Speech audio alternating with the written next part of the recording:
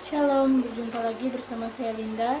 Di video kali ini adalah video untuk memenuhi mata kuliah Sejarah Gereja Indonesia. Dan video ini pada pertemuan kelima. Ini adalah ringkasan di pertemuan kelima, yaitu Sejarah Gereja di Nusantara. Sejarah gereja di Nusantara memiliki perjalanan panjang yang dimulai sejak abad ke-14 hingga sekarang. Berikut adalah garis besar perkembangannya. Yang pertama, awal mula kekristenan di Nusantara abad ke-14 sampai abad ke-16. Bukti tertua kekristenan di Nusantara ditemukan dalam prasasti Nazaret di Padang Lawas, Sumatera Utara, atau sekitar abad ke-9 hingga abad ke-14. Yang selanjutnya, penyebaran agama Kristen dimulai dengan kedatangan pedagang dan misionaris Nestorian dari Persia di wilayah Sumatera.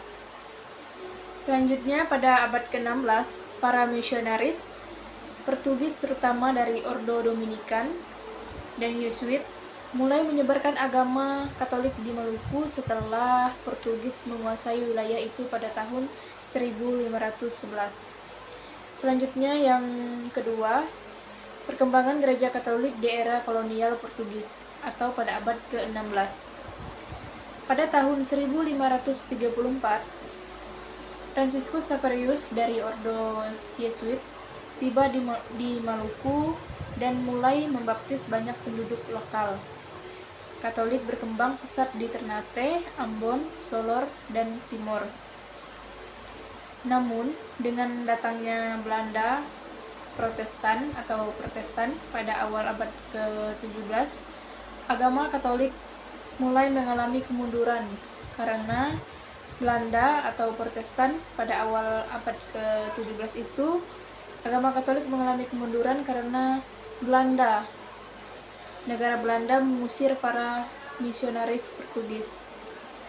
Yang ketiga itu dominasi Belanda dan perkembangan Protestan abad ke-17 sampai abad ke-19.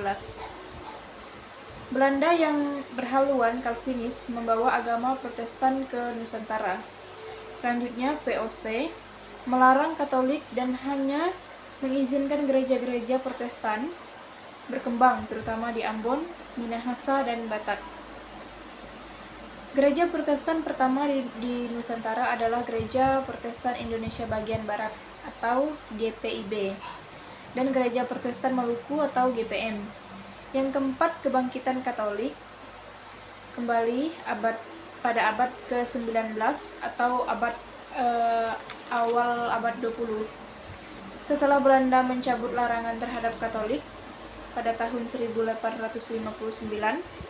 misionaris Katolik dan Serikat Yesuit atau SJ, Ordo Kapusin atau OFM Kap, dan Serikat Misi Hati Kudus atau MSC kembali datang. Katolik berkembang di Flores Timur, Kalimantan, dan Jawa. Pada tahun 1923, didirikan Vikariat Apostolik Batavia yang menjadi cikal bakal Keuskupan Agung Jakarta. Yang kelima, gereja di masa kemerdekaan dan pasca kemerdekaan pada abad ke-20 sampai sekarang. Setelah Indonesia merdeka pada tahun 1945, gereja Katolik dan Protestan berkembang pesat. Banyak umat pribumi menjadi pemimpin gereja.